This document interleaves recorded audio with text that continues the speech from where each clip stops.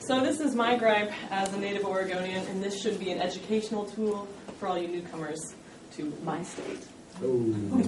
Oregon, hippies and hicks. Stereotypes of my home state, this is my gripe. So many of you probably came here with these stereotypes, hopefully you didn't, but we're going to review them right now. So in my presentation, I'm going to go over the two prominent stereotypes, hippies and hicks, reviewing definitions, characteristics of those particular two, and some visual comparisons. Then we'll also go over the true character of Oregon, a historical look, and I'll get to my conclusion. First up, the hippie.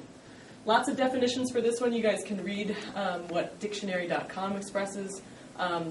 Often characterized by tie-dye clothing, Birkenstock shoes, tree hugging, which I provided a picture of,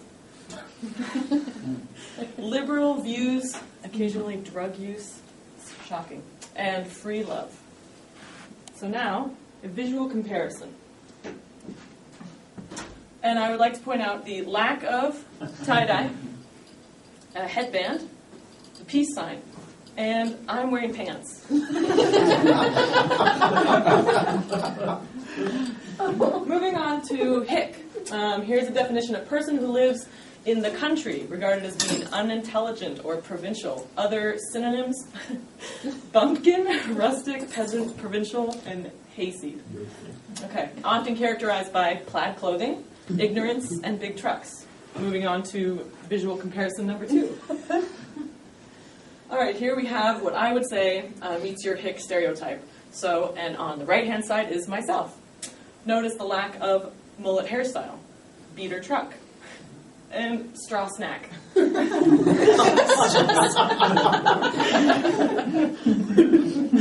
in this one, I'm wearing a shirt. All right, so to what Oregon is really about, and I had to throw this in for Robert Young. So we've got pioneers and Native Americans. As you can see, a rich history of risk takers, pioneer spirit, and living off of the land. Nowhere in these pictures do you see tie-dye, Birkenstocks, tree hugging, or any of the above-mentioned stereotypes. Conclusion. I, a native Oregonian, am neither hippie nor hick. However, if being a hippie means, hippie country bumpkin tree hugger means I get to live in Oregon without the square city slicker flower squashers, I'm fine with that. So, in conclusion, welcome to Oregon.